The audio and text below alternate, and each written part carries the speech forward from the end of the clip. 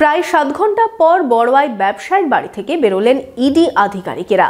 বৃহস্পতিবার সকাল 10টা থেকে ইডি তল্লাশি শুরু করে নিমা গ্রামে এক ব্যবসায়ীর বাড়িতে। আপনার আনন্দে আমাদের উদযাপন, বিয়ে হোক বা পার্টি, বহরমপুরে এবার luxury banquet hall at golden retreat. জেলায় একমাত্র পিলারলেস ব্যাঙ্কোয়েট, আছে স্পা, সালন, ক্লাব মেম্বারশিপের সুযোগও।